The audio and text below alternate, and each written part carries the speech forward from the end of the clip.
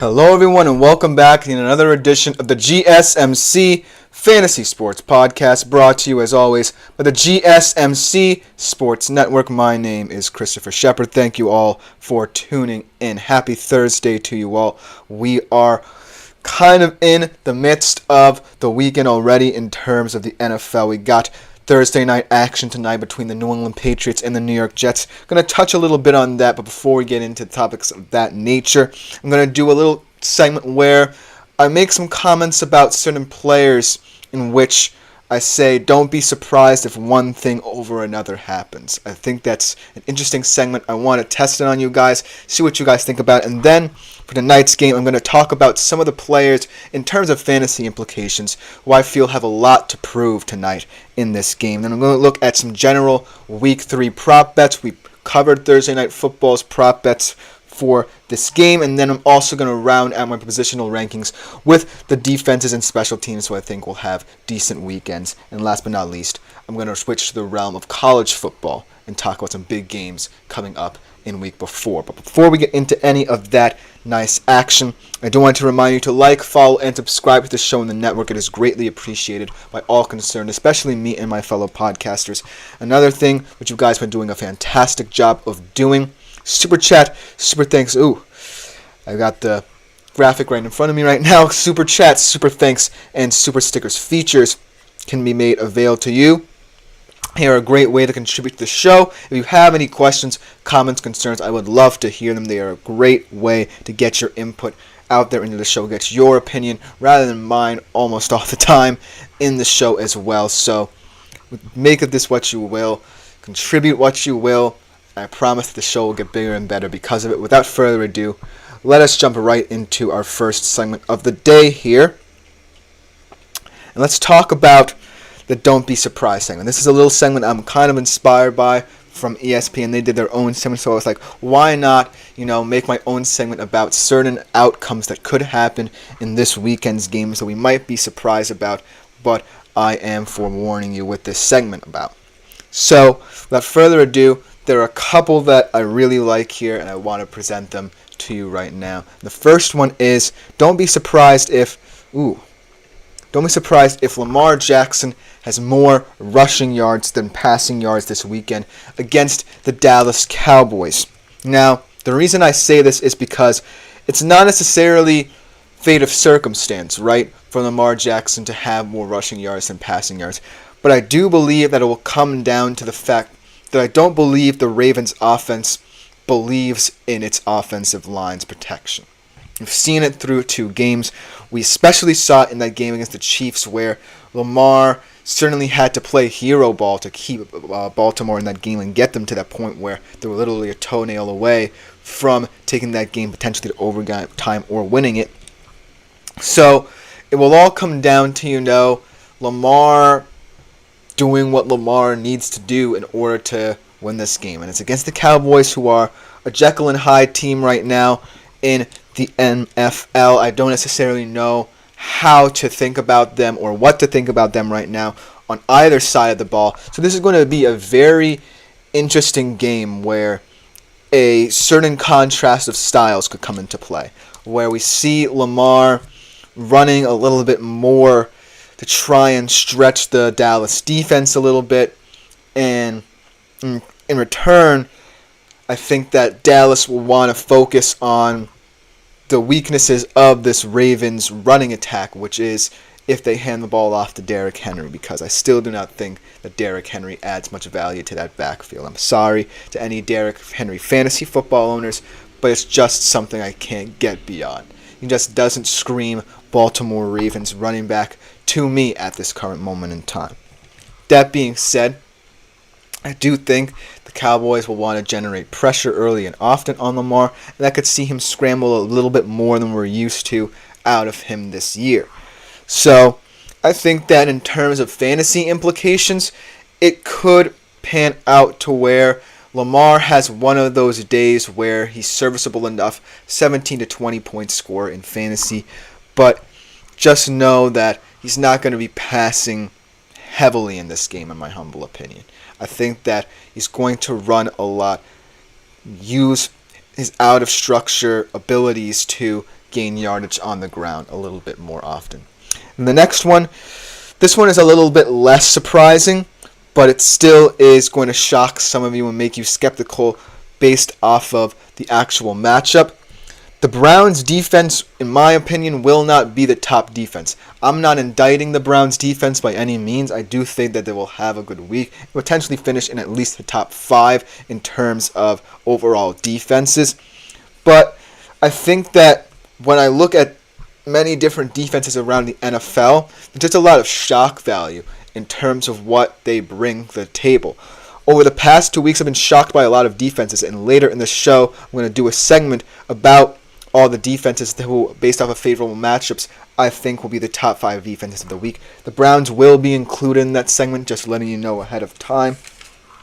But I think that when I look at certain matchups and I think about certain teams right now that are trying to get the best out of their defenses, or their defenses are the best units on the team, I'm looking at some teams that are kind of like the Browns in that their defenses are the saving grace of the team, but they're also in kind of prove-it situations where I feel like they're in games where their opponents could view this as a trap game, right? I look at, say, the Bills, the Jags, which I'm going to talk about a little bit.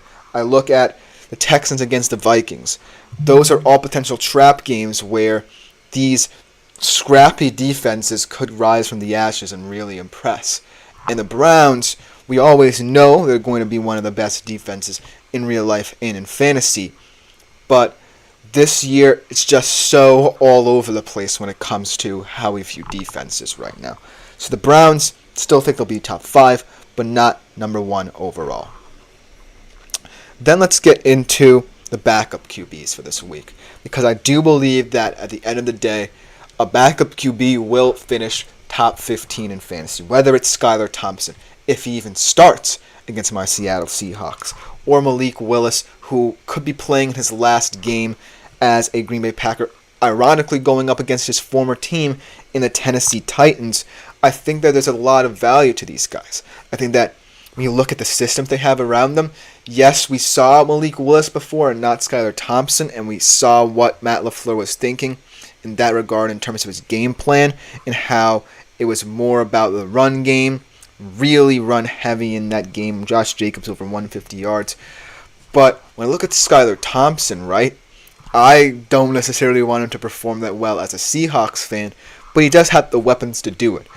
And he can move the football even if he's not throwing it 50, 60 yards down the field like you would expect Tua to.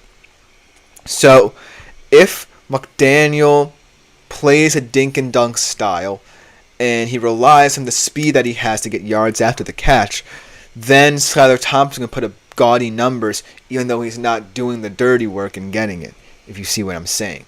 And then Malik Willis, he's just a serviceable, competent guy who you hopefully think that he's not going to turn the ball over, protects the football, and going against his former team with nothing to lose here, I think that he could have a big game. That being said, this is one of the more riskier opinions I have from my own kind of personal research here. But that being said, look at the offenses around them, look at the ways they could be used.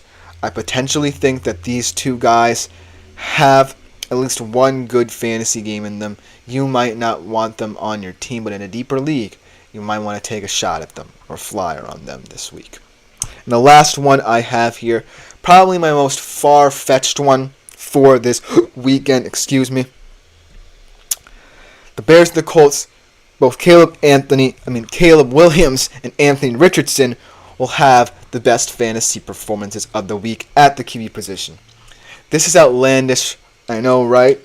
But I think about this matchup, and I think about where both of these teams are in terms of how they're getting these young quarterbacks involved in their squads. If you think about it, both of them are quote-unquote rookies. Obviously, Anthony Richardson is technically a second-year player, but because of the injury, he didn't get much game time last year, and Caleb, kind of thrown into the fire, expected to be one of the biggest faces of the Chicago Bears in recent memory. with all the receivers that he has at his disposal. So it's all going to be about the messiness of this game. I think that this game, if it gets messy, the potential for both of these guys to put up gaudy numbers. And by no means am I saying that this game is going to be a shootout, because there's a likelier chance of it being low scoring than both of these quarterbacks combining for fantastic fantasy performances. But it's not far-fetched to say that because both of these teams are at such weird points in their quote-unquote rebuilds, that both of these squads will want to take advantage of their weaknesses. I like the Bears' defense a lot, but its youth kind of gives me pause against teams like the Colts, who can try and exploit them deep. And so if Anthony Richardson sees a matchup he likes, be wary of that. He is such a big play potential kind of guy, but it will all stem from how this offense fits around him. And then on the Caleb side of things, you got to expect that sometime against, say, an opponent like Indy, he's going to have a big game, and he's going to put up the numbers that you expect out of him in this squad. It was not a performance to remember for him against Houston this week, but I think that with time, if he starts to believe in this offense a little bit more, starts to get connected with all his receivers, he will start to have better games. It's going to be a long process for Caleb to get to where the fans of Chicago, head coach Matt Eberflus, want him to be, but at this current juncture, I think this game, if it gets messy, there could be a lot of points to be had here. But this is just my humble opinion. Let me know what you think in the comments, because there are so many ways this weekend could go, so many intriguing storylines. And if you want my honest opinion, I don't think that any of these will come true. They're just thoughts that I had. But let me know what you think. Let me know what your opinions are in terms of bold proclamations for the week in fantasy. But coming up next, we look at Thursday Night Football yet again, this time looking at some of the biggest players with the most to prove in this matchup tonight. We'll be right back to talk about that after this short break. I feel like I'm losing my mind. Is everybody in the world blind? Please, Lord, give me a sign, a sign. I feel like I'm losing my mind. Is everybody in the world blind? Please, Lord, give me a sign, a sign. I wanna be the greatest. Everybody on the fake shit. I look around and feel like everybody is the fakest. I make this every day and I'm impatient, hoping one day I blow up from the basement. Statement, the top is so vacant. I don't hear shit that I think is amazing. Waiting for my day when I'm playing sold out shows for 1,000 faces. Hey, give me that crown. Get in my way and to be put down. It ain't your place, all this my town. If I want that shit, then I'll get it right now.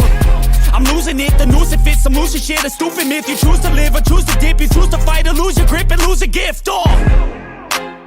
I feel like I'm losing my mind. Is everybody in the world blind? Please, Lord, give me a sign, a sign. I feel like I'm losing my mind. Is everybody in the world blind? Hello everyone, and welcome back to the GSMC Fantasy Sports Podcast. Hope you guys enjoyed that first segment. Before we get into our second one here of the day, I do want to remind you yet again that if you do feel so inclined, please consider liking, following, and subscribing to the show. And also, something that you guys have been doing an excellent job of, if you would like to leave any questions, comments, concerns, tips, or donations, consider making yourselves available to the Super Chat, Super Thanks, and Super Stickers features here on YouTube. They're a great way to communicate with me and interact with the show. Get your comments out there. Get your opinions out there. It's not just all about me. I want your guys' input as well, so this show can be bigger and better. But without further ado, let us get into our second segment of the day. We switch our attention back to Thursday Night Football. Tonight's game should be a good one between the New England Patriots and the New York Jets. But I wanted to do a quick segment about players that I believe have the most to prove in this matchup. I think both of these teams are not necessarily the strongest fantasy squads, but they do hold merit in terms of players who are going to have good seasons. I like the Jets roster a lot. Breece Hall, Mike Williams, eventually maybe. But I think that right now, they're far from the cohesive offense they can be. And I know they can be. On the Patriots side of things, we know what to expect, really. We expect a heavy dosage of Ramondre Stevenson and a solid defensive effort from their scrappy defense. But at the end of the day, there's going to come a time when the Patriots' offensive scheme will be called into question. And why not tonight? Why not tonight? I think the Jets feel as if they might have an advantage on the defensive side of the ball this time because their defense has not looked like what it has in recent past. So this feels like the Jets could take an opportunity to have a get-right game, but Ramondre Stevenson is just so good that I have a hard time getting past his kind of integral facets to this offense here. But without further ado, let's just jump right into what some of these big players on both of these teams have to prove. Let's start off with a guy we didn't mention in that little tirade before, Aaron Rodgers. I think the only thing he really has to prove is that A, he continues working into this Jets offense, getting up to speed, getting comfortable with everything, and B, just being a serviceable fantasy quarterback. He's not going to be an eye-popping stats guy. He's going to be someone who gets you 15 and 20 fantasy points, and just do it in an efficient manner. For example, last weekend, 176 yards to the air, 2 TDs, 15.14 fantasy points. So, like I said, he's going to be efficient, he's going to be competent, but he's not going to be fancy. And I don't know if you as fantasy managers listening to this will be comfortable with that going forward, but just know that that is what he is at this moment in time. If I were a deeper league, I would immediately say, oh, I can pick him up, put him on my bench. It's a supplementary QB. Maybe in a 2 QB league, I could be fine starting him along with someone who I know can put up better stats. At this current juncture, he's not a starter high-end QB1 anymore, or has pretended to be throughout his career. He's always kind of been this kind of guy who's a workman-like in terms of fantasy. Switching to his backfield partner, Breece Hall here. He's finally starting to find his footing a little bit. Had a decent game. 7 catches, 8 targets, 52 yards, 1 TD against the Titans this week. 62 yards on the ground, 24.4 fantasy points. And the thing with Breece Hall is that you know that eventually Aaron Rodgers will feel comfortable having him as a backfield partner. He's still going to be an X factor in this Jets offense. Yes, I am kind of not necessarily deterred by what Braylon Allen did, but it does give me pause if they're trying to get into a 2 RB system here. But I still think he's going to get the bulk of the carries. He's an effective weapon for them. Can be utilized in so many different ways in the run game, in the receiving game as well. So I'm not necessarily worried about Breece Hall, but I want to see him continue to stay the course in this offense. And in games where he might be frustrated, might be limited a little bit, I want to see him push and continue to try and get as many touches as possible, because that's the way that this Jets offense can keep building. And then Mike Williams. Let's talk about Mike. 1 catch, 19 yards in 2 games so far. Only 2.9 fantasy points in 2 games. You can say that, yeah, Aaron Rodgers has his buddies in his receiving core. He has Lazards. He has Garrett Wilson, one of the high-end wide receiver ones in this league. But my question about this whole thing is, if the Jets were confident in acquiring Mike Williams, then why aren't they utilizing him like he should have been a fascinating acquisition for Aaron Rodgers? Because I understand that Aaron Rodgers is comfortable with who he's comfortable with, but if you want this Jets offense to be clicking, then you have to incorporate a guy who we spend a lot of money on in the offseason. And Mike Williams just hasn't been that guy so far. So the concern with him is that he is going to be someone who's either going to be huge in situational football situations, or he can actually be a high-end wide receiver 2 in this system. And that's what I want to see out of him tonight. Can he continue to grow in this Jets system? Because if he doesn't, then I think it's a huge detriment to the Jets offense and how they're working up to full kind of speed here. And let's go to the Patriots side of things, because the Patriots side of things seems pretty clear-cut in their intent on the offensive side of the ball, but I still want certain players to prove to me that they can be competent at the very least in your fantasy football team. Let's start off, though, with the Patriots defense. Let's look at the Patriots defense for a little bit before we go to the offense. They've had 3 sacks so far, actually 3 sacks in the Seattle game, and they've been the main reason why they've kept on schedule in terms of how they want to win football games. They know that they might be behind the 8 ball in terms of what they can do offensively. That doesn't deter them from using their defensive prowess to try and win football games. So, at the very least, I know that the Patriots defense can pad stats, but I also want to know how to value them in fantasy, because it's all fine and dandy if you're a team that's trying to win with defense, but it's going to lead to moments where this defense will give up chunk plays, much like we saw against Seattle, that 56-yard touchdown. So, I'm not sure what to think of the Patriots defense in terms of fantasy implications, because they have good numbers in terms of the stats, but they are kind of vulnerable to getting hit for a couple of big plays. And maybe the Jets can take advantage of this if, certain offensive pieces are clicking in tonight's game.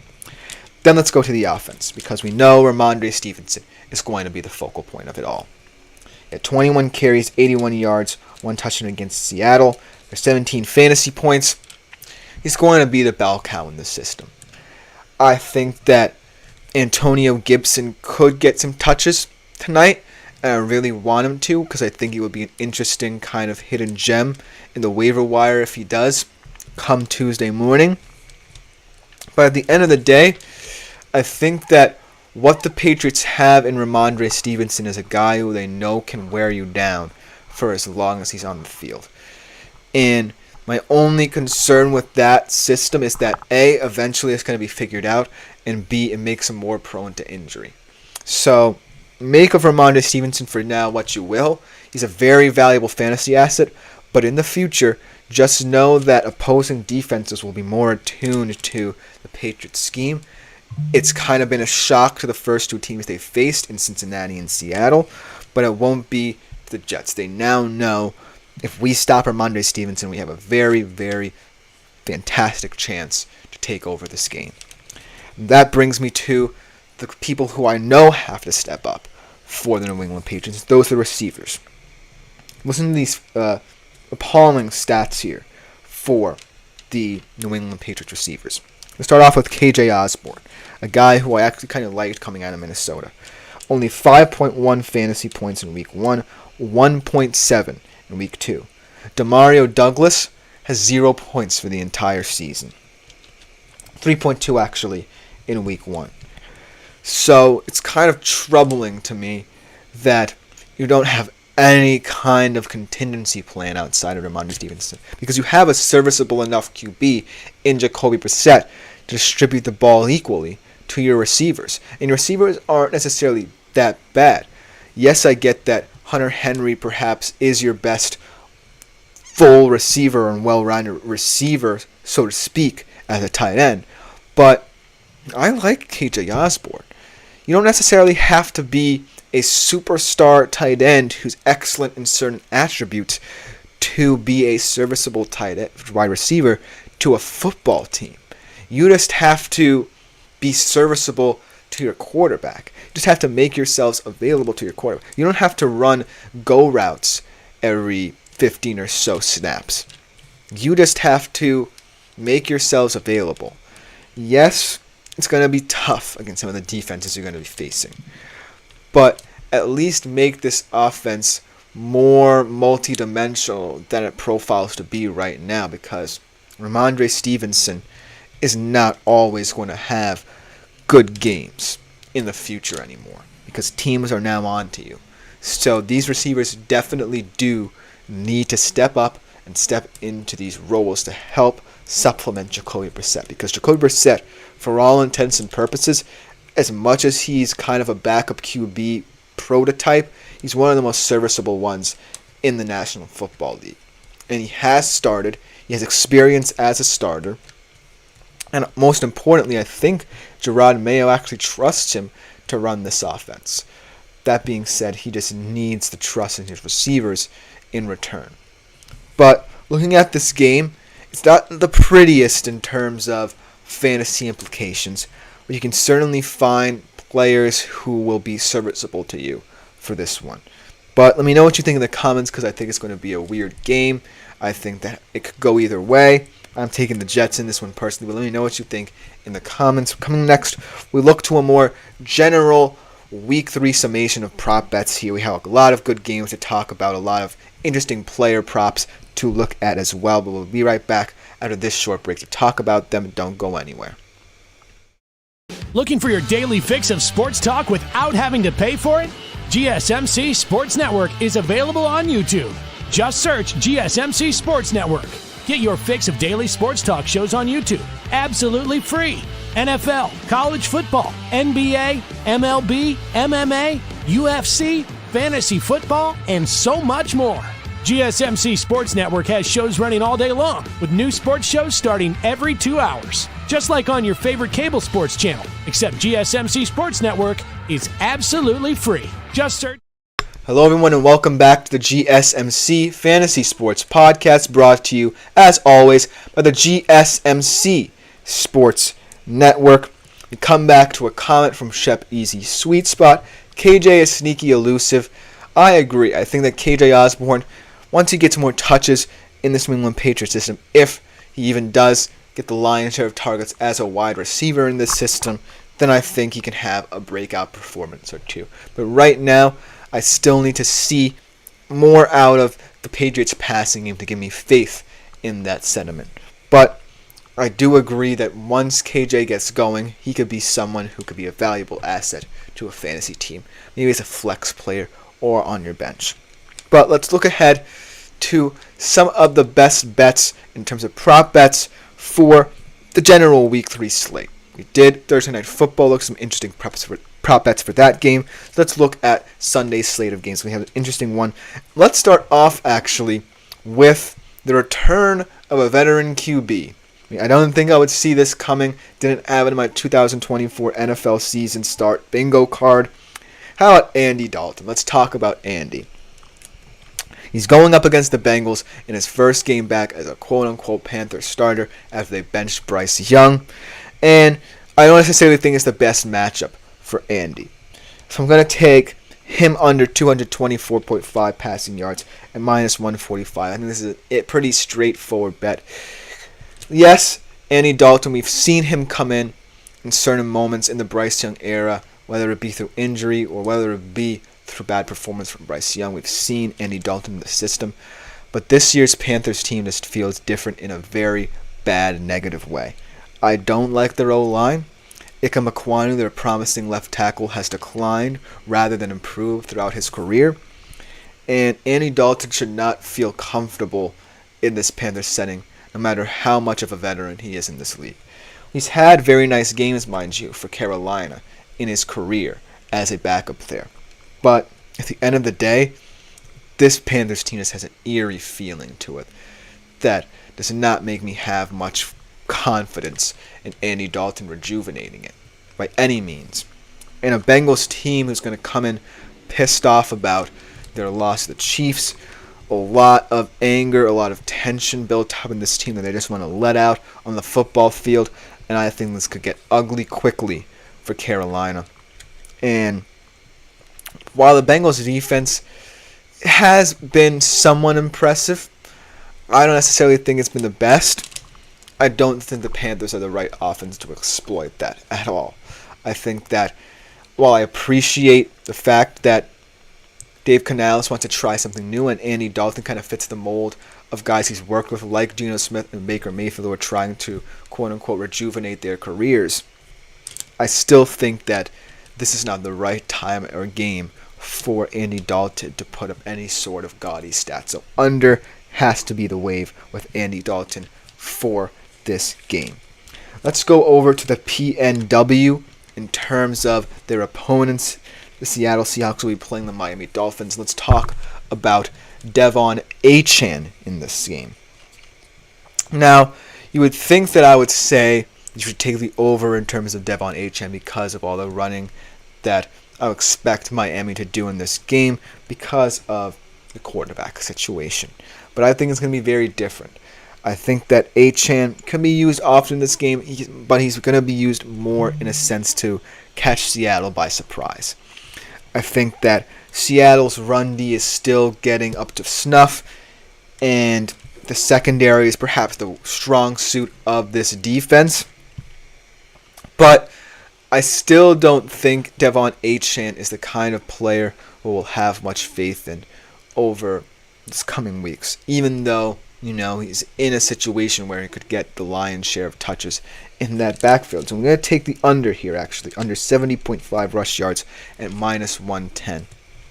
And the play here is kind of weird because this is one of those games where you kind of feel like Miami could be in it, but Seattle kind of should be foaming at the mouth here in terms of playing a team that's a little bit vulnerable right now. So, Devon Achane, while he could be an X factor, I just feel like Mike McDaniel will want to try to get the best out of whoever starts at the QB position, whether it be Skylar Thompson or Snoop Huntley. I think that, they're going to try and create what they can out of those two guys. So Devon Achane, like I said, I'm not as confident as I am in him now than I was in the midst of his breakout season last year. But he can have a chance to break out a couple big gains here and catch Seattle by surprise. We'll have to see. But let's talk about the receivers, shall we? Let's talk about one receiver in particular who kind of had a breakout game in his game against the LA Rams. His first game as a Arizona Cardinal where we really saw him shine and be the wide receiver one we know he can be, Marvin Harrison Jr. He had over 130 yards in just one quarter, 29.9 fantasy points in one quarter for that matter. And he's really starting to shine for this Arizona Cardinals team. Really going to make them very dangerous going forward, especially in the NFC West. They can be a feisty, frisky team there. This offense is really rounding into form. And if he's the focal point of it all, if him and Kyler can get their connection going even more and more and more, then I really think Marvin Harrison will be a guy you're confident in betting in terms of prop bets. Over 57.5 receiving yards is the bet for him this week, so I'm going to take it. And I'm confident that Marvin Harrison Jr. will make good on his promise as a wide receiver one for the Arizona Cardinals week in, week out. Because of the fact that now that Kyler is comfortable again, now he looks like himself. We were kind of worried about him coming back from that ACL injury, but no worries so far from the Arizona Cardinals side of things, so look for that connection to continue growing. And then, last but not least, let's talk about Stephon Diggs, because we've now seen enough out of this Houston Texans offense to the point where we think that this team can actually work. Because my main concern with a guy like Stephon Diggs coming into that young team, especially that young receiving core, was the fact that tensions could arise if things didn't go his way. But, as we've seen, he seems more comfortable than ever. So does Stroud. So does Collins. Like, Collins' production hasn't gone down the slightest, which I'm very shocked and surprised by because I was worried. I was worried for Nico Collins' production, but so far he's been doing well. Tank Dell really, hasn't had that promising a start, but I know he will continue to contribute as a receiver there. And then Stephon Diggs kind of fits like a glove as well.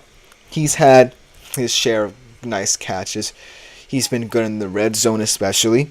So this weekend against the Minnesota Vikings, I'm going to say he's going to get the over against his former team, over 44.5 receiving yards. I think that connection between him and Stroud is really going to allow the Texans to really stretch this Minnesota Vikings defense, who I will talk about, though, on the flip side of things as I rank my defenses for this week.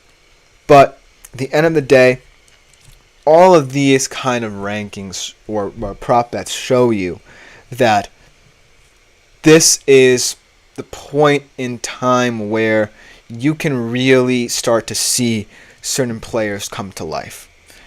Notice how I mentioned two players, one in Andy Dalton and one in Marvin Harrison, who are opposite ends of the spectrum in terms of their career, but have unique opportunities to really change the trajectory of their respective teams. For Andy Dalton, well, I don't have much hope for him, as this Carolina offense really does not give me faith.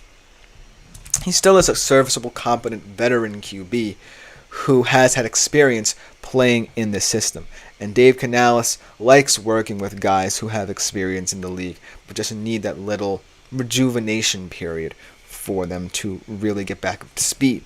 And then with Marvin Harrison, obviously the rookie, had his kind of trials and tribulations early on in this system. We saw in the first game and the second game, it was like night and day.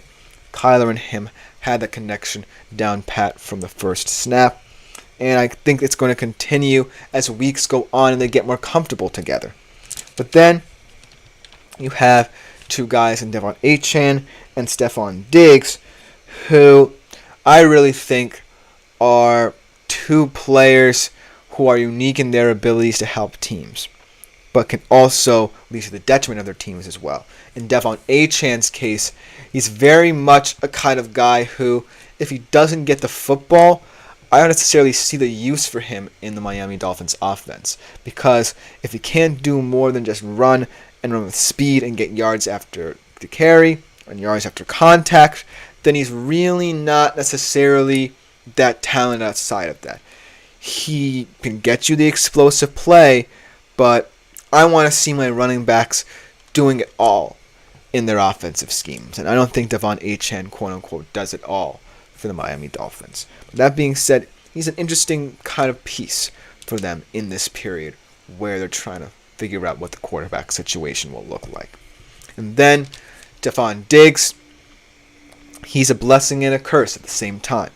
He's a blessing because he has wide receiver 1 talent. He's a curse because he brings a lot of baggage with him.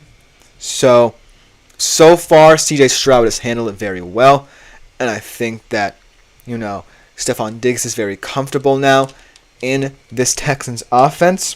And so I expect Stephon Diggs to continue putting up bigger and bigger numbers. But also, there's potential for that room to get a little bit crowded and a little bit uncomfortable if, CJ Stroud continues feeling more confident in Nico Collins' development rather than, having Stephon Diggs get more targets. So it's going to be an awkward balance there. But overall, all four of these players can be very intriguing prop bets for this weekend. But let me know what you think in the comments. These are just my picks for the weekend in terms of prop bets that I think can hit. But I want to know your opinions as well. Let me know if I was wrong in my sentiment about choosing some prop bets over others, or you like the prop bets that I gave to you guys today. But it's all up to you. Thank you all for listening. I appreciate all the comments as well. But coming up next, we are looking at my last positional ranking of the week in terms of the defense and special teams. Which defense and special teams units will stand out this week? And we'll be right back to talk about them right after this short break.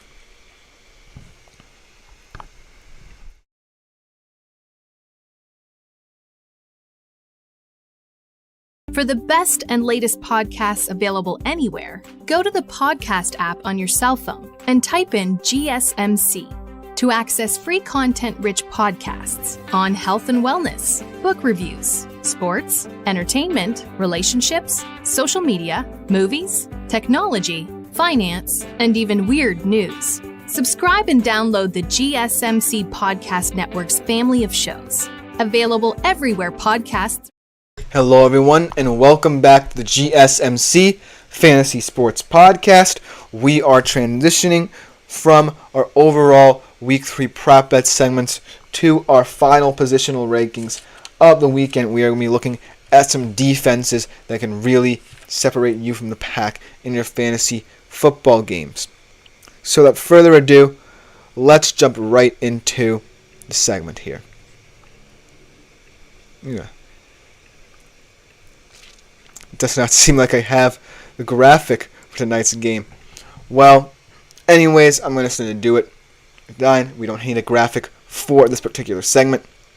So, without further ado, let's just jump right into who I believe will be the top defenses to look out for on the open market this week. Let's start off with an easy one, really. Mainly this one is because of the matchup that you can't ignore here.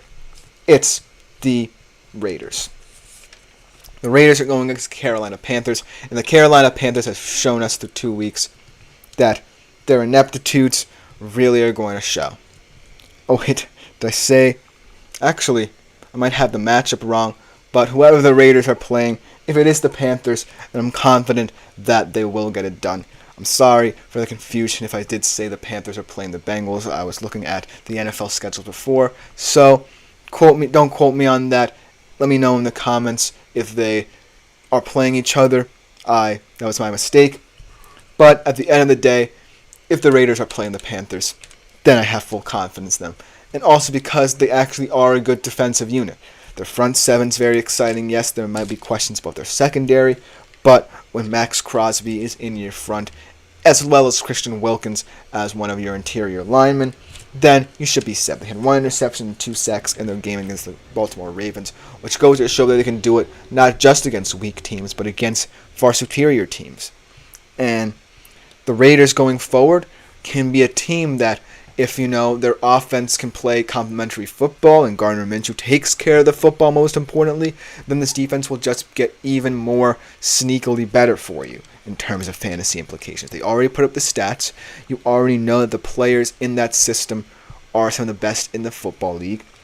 And you're also kind of banking on the Raiders playing in a way that's very physical and very gritty. I love Antonio Pierce's attitude in terms of helping football teams.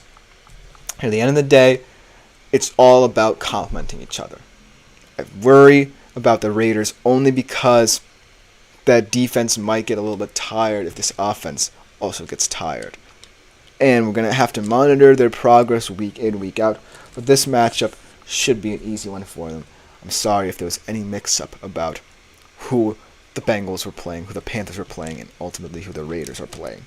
But they're an interesting, good defense for this matchup. And then, I was talking about the Browns earlier as not being one of the top defenses. Well, I still have them in my top 5. They're going up against a Giants squad that really has lacked the big play. It's really not looking like Daniel Jones is the answer. They have the talent, but it's just not translating to on-field success. This could be the game where Brian Dable is officially on the hot seat if he wasn't already after that Commanders loss, where they didn't even allow a touchdown, still lost. So I think, yes, my prediction might ring true in that the Browns actually have a down game, but I still have huge faith in this defense. You all know how good, from top to bottom, the Cleveland Browns defense is. I don't have to tell you any names outside of, Myles Garrett, Denzel Ward in the secondary. It's just a very well-balanced defense, and they're going up against a Giants team that might not have many answers for it. So, make of that what you will. I still think that the Browns defense might run out of gas if the Browns offense, much like the Raiders offense, does not continue to play complementary football.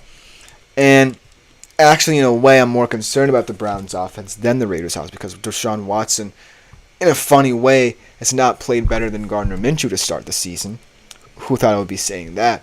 But it's all dependent on how Jim Schwartz and this Browns defense continues to be physical and use their talent to overwhelm opposing offenses. They should have a fun time of it against the Giants at the very least, even if somehow, some way, their offense isn't up to par in this game. But then let's go to the more sneakier defenses of the league. And let's talk about a defense that's kind of been underrated, not necessarily talked about enough, because of the fact their offense has been very inept in terms of how they play. And that's the Jacksonville Jaguars. The Jacksonville Jaguars, if we think about it, based off of the points they've given up, have been one of the best defenses in the NFL by all means necessary. They don't necessarily have the big stars of, say, the Raiders and Browns defenses. But against Miami and that high-powered offense with Tua in it, mind you, they held them to 70 points, kept them in the game, did their job. That was on the offense that loss. I can't necessarily say that loss was on the Jacksonville defense. They did a fantastic job. Yes, they allowed that one long touchdown to Tyreek Hill, but that was it. That was the only big play of that game for Miami. And then against the Browns, held them to 18 points. Yes, it's the Browns offense. We don't know what that entity is. We don't know if it will be good. That stands for something. Then in back-to-back games against teams that are expected to contend in the AFC, the Jags defense kept them in it. Again, there's a similar storyline here. All of these defenses have something in common. Their offenses are not necessarily the best. They're not necessarily offenses meant to play complementary football, and we don't know that many answers about them just yet. That being said, if the Jags defense can show up against the Bills, I still think they're going to lose, but it will show that at least one of their sides of football can keep them in football games. Whereas the Raiders and Browns, I kind of expect them to continue, being what they are, which is for the Raiders, complementary, for the Browns, an amalgamation of different things. So the Jags are the team that really need their defense to continue doing this, keeping them on schedule. So I'm not necessarily as confident as I am in, the matchup as I am with the Browns and the Raiders, because I know they're facing inept offenses. But there's something to be said that the Jacksonville Jaguars defense stood toe-to-toe with Miami's offense and only held them to 20 points. So the Bills obviously are a team that are really turning a new page in terms of how their offense looks. They look really potent under Joe Brady. James Cook looks like one of the best running backs in the league. But the Jacksonville Jaguars defense could be sneaky good. They could get a couple takeaways, and I wouldn't be surprised. So keep an eye out for them, even though they might not win many football games. And another more opportunistic defense that I know probably will not be relying as much on its offense to win games, the Vikings. Especially this game, as their schedule definitely gets tougher and tougher as the season goes on. They're facing Houston, but I think the reason why the Vikings defense has been one of the most underrated in the league is because of all these kind of hard-nosed players that really bring different mentalities to this team. I love the addition of Andrew Van Ginkel in this offseason. Ivan Pace is one of the most underrated front seven players in the entire NFL. They have a secondary with guys like Metellus, combined with guys like Smith, who's a veteran, who can really get the job done there. And at the end of the day, they probably had the most impressive defensive performance of the season. Holding, yes, obviously a very limited San Fran offense with the loss of both McCaffrey and Samuel. But I can't say that I can look over that performance and look at the Texans and say, oh, the Texans will just blow them away. Because the Texans, as much as I love their receiving core, I think that Bears game was very telling as to how C.J. Stroud can be defended. Because a lot of teams had trouble last year, especially, trying to defend C.J. Stroud with all the weapons he had and all the ways he could break you apart. And I think what I love about this Vikings defense and what Brian Flores has done with it is that each and every single player can play and wear many different hats in this system. Andrew Van Ginkel can be a hard-nosed linebacker, leading the team in tackles, but could also get a vital pick six. Harrison Smith may not be the best player in this defense anymore, but can still be an emotional, vocal leader. And That's the difference between, a defense that has to help its team and a defense that can help its team but doesn't necessarily have to try too hard to do it. Doesn't necessarily have to tire itself out to do it. They keep on schedule. They get takeaways. They create opportunities for their offenses. And at the end of the day, they can believe in themselves going toe-to-toe against far superior offenses. And so, the reason why I wanted to do these rankings in a way that showed love to the actually fantastic defenses we expect to be at the top of these rankings, and also look at more defenses that are proving that they have a force to them, I really think that it just goes to show that defenses are at the peak of their powers in terms of fantasy implications here.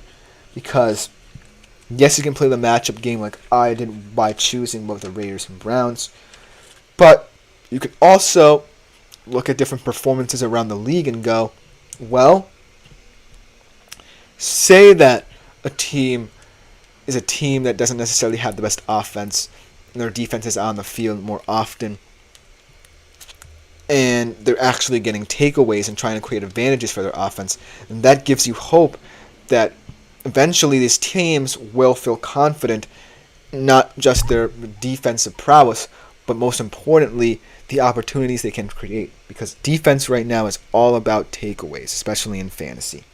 So, looking at teams like the Jags and the Vikings on defense, I think that they're very opportunistic, and you can go, why not take a flyer on them?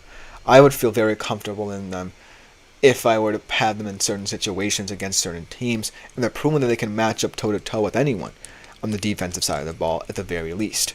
Let me know what you think in the comments, because this debate is very intriguing.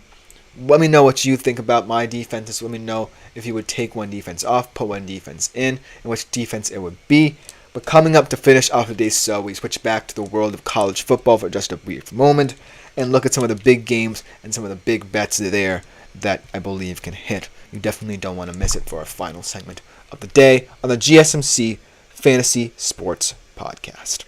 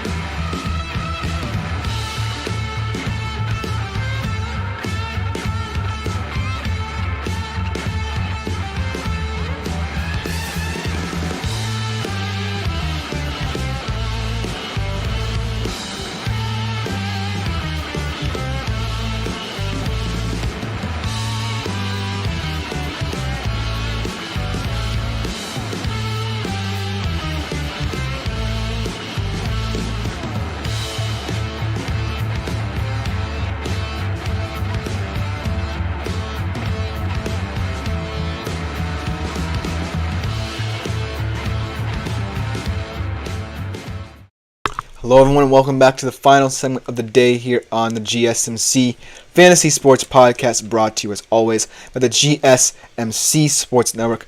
And for our final segment of the day, I would like to take a little bit of a respite from NFL talk and switch to the world of college football, looking ahead to Week 4. A lot of intriguing conference matchups. Yes, we are getting into conference play here, getting into the weeds of the college football season, as I like to call them. A lot of intriguing games, especially for teams playing each other for the first time in these different conferences.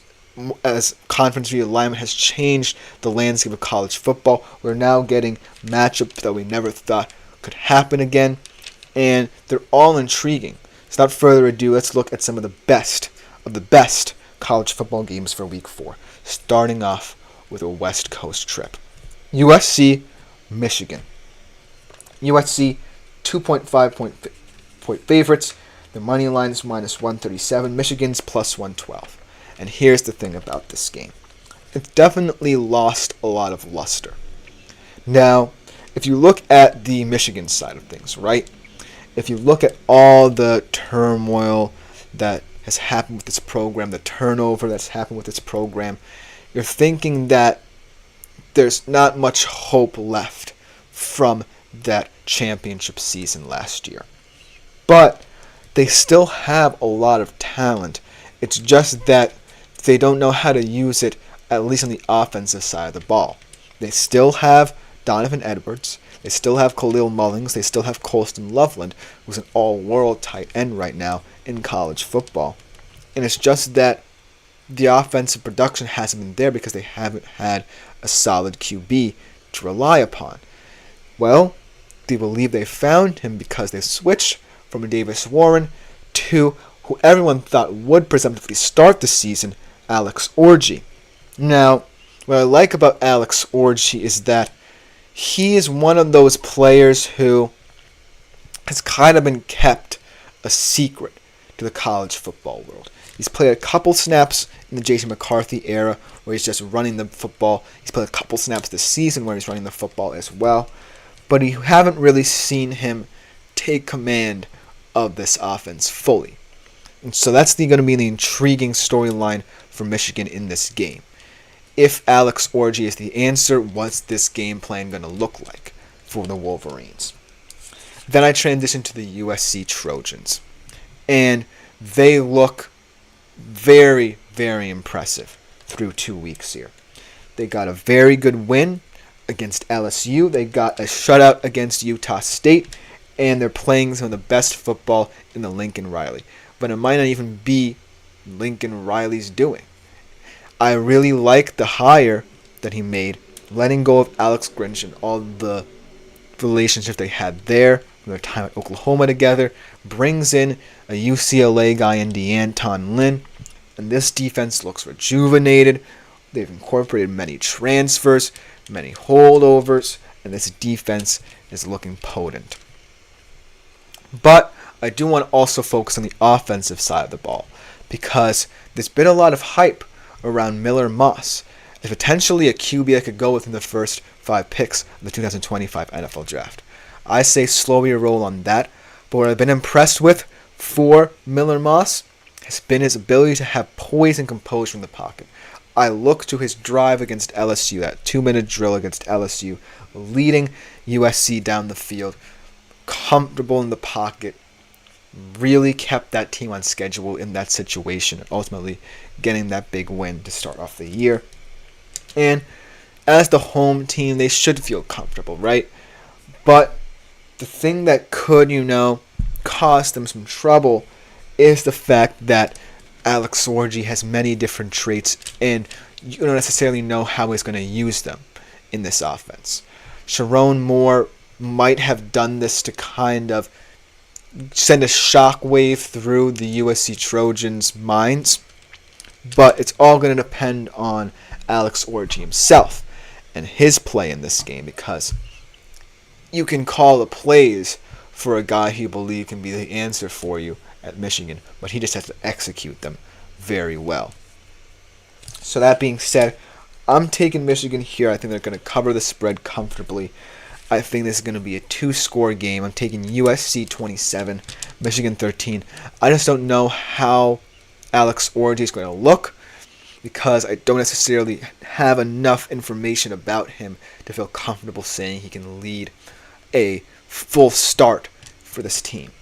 But USC definitely looks very impressive at home with a revamped defense, with Miller Moss looking comfortable in the system. I like USC. But then let's look at a Big 12 conference game, because the Big 12 is looking like one of the best conferences to follow in all of college football right now. And this game is going to be an interesting one because there's a lot of different storylines here. Well, with Cam Rising's health and Ollie Gordon's slow start to the season, we're going to talk about it a little bit more tomorrow as well. Utah versus Oklahoma State. Utah favored by 1.5. Their money line plus 108. OK State's minus 130. And the story of this game is that these are two of the biggest contenders for the Big 12 title. But they do have some question marks, and big ones at that, surrounding what can happen to them in the future, especially in the long term for Utah, because let's start off with them. I like Utah a lot, and I really hope for their sake they're in the debate to go to the Big 12 championship and ultimately the college football playoff. But I can't get past the fact that Cam Rising's health has always been an issue for this team, and this time I'm not sure they have enough surrounding their backup, who's now Isaac Wilson, to really supplement him for as long as Cam Rising might be out. I'm not as concerned about his hand injury as I was about his injury last year or many years before, but it is something to monitor because now that we're in the thick of conference play, they're going to have to get some nice wins in conference, especially against an OK State team that believes in itself and that believes that they can get Ollie Gordon II going again in this game. But if it's Isaac Wilson starting and not Cam Rising, then I have a lot of trepidation for how this game is going to go for Utah. Looking at Oklahoma State, I think that even though they haven't gotten Ollie Gordon going as much as they've wanted to, Alan Bowman's been a pleasant surprise. And not for nothing, even though he's one of the most experienced QBs in college football right now, he hasn't been the most impressive, right? He's been around the Big 12 a lot, bumped around many different teams, finally finds its home at OK State in his 7th year playing college football. And I appreciate, that he's been able to weather the storm, but there's going to come a time where he's just not going to be up to snuff. I can't overlook the fact that last season he almost had as many touchdowns as almost as many interceptions as touchdowns thrown. And in this Oklahoma State setup, I do think that Ollie Gordon is still king. I think that he will find his footing again. And in this game especially, I do feel like they want to take advantage of situations where Utah might be getting a little bit behind the 8 ball, especially if, Isaac Wilson can't keep that offense on schedule. So look for this to be a close game. Look for it to be a very important game right down to the end. But I am going to take Utah in this one. And the reason why I'm taking them is that I just believe in their defense a little bit more than OK State's. I believe that Utah has built to this point they can handle the Cam Rising injury on both sides of the football. Isaac Wilson, yeah, he wasn't that impressive, but he was competent, didn't turn the ball over that often in that game against Utah State. So, as long as Utah can stay ahead of schedule on both sides of the ball, I think they should be fine. I think that they're going to cover just barely. 24-21 will be my final. Now let's look at another new conference game. Tennessee, Oklahoma. Tennessee, 7.5-point favorites. Minus 162 in their money line. OU is plus 134. And this game really is intriguing. Josh Heupel facing his former team in terms of where he came from. Oklahoma assistant, obviously. And this game should have some very interesting storylines in terms of how both these teams are building to start the year. In Tennessee, they have the new quarterback in Nico Iamaleava. Looked very impressive through 2 games. Really against Kent State, even though he didn't play that much because of that blowout score, which was very ridiculous in my opinion. I think that, just getting him involved, utilizing this offense to the best of its abilities, I really like what Tennessee has shown me thus far. Whereas Oklahoma, you can say they've been impressive in terms of getting to be undefeated at this point because they could have lost those games, though. I think that Jackson Arnold really is working his way into the system, doesn't necessarily look comfortable, unlike what Nico has shown us early on. And the defense, yes, they've been very good. I like this Oklahoma defense a hell of a lot, but I do think that they can't necessarily put it all together. They haven't shown cohesion in both units thus far. So that's the reason why I think Tennessee should feel like a heavy favorite. They played well on both sides of the ball. Their defense, one of the best in the country. And Josh Heupel has these boys flying up and down the field. I like Tennessee potentially in a bit of a quote-unquote blowout here. I think that Tennessee can run Oklahoma off the field. I think that Oklahoma simply isn't ready at this current moment in time for conference play. If this game would have happened, let's say 2 or 3 weeks on the road, then maybe they would be ready for it. But it feels like they're getting thrown into the fire here way too early, Oklahoma. So it could be a bloodbath for them. I'm taking Tennessee 37-20 in this one. And then the last game, NC State, Clemson. Look, neither of these teams are where they want to be at this point in the season. I think that Clemson, has shocked their system in that first game against Georgia. They had a nice bounce back against Appalachian State. But at the end of the day, they really aren't the same Clemson as we talked about when they were in their little dynasty period in the early to mid 2010s. And then NC State kind of lost a little bit of its luster in terms of its top 25 pedigree, but they still are a dangerous team. I like Grayson McCall, obviously been around as well, been at Coastal for a long time, coming over to NC State. He's one of the more experienced QBs in college football. I like the receiving core, but it's going to come down to, whether I believe that Cade Klubnik has more performances like the one against Appalachian State in him. I think he has a couple in him left. He's going to have them, especially. They're 11.5-point favorites, and they're minus 165 in the money line. So I'd say that they can potentially win this game and win it big. I'm going to take them, say, 20-10 in this game. I don't think it's going to be high scoring. I think there's going to be a very weird ACC game.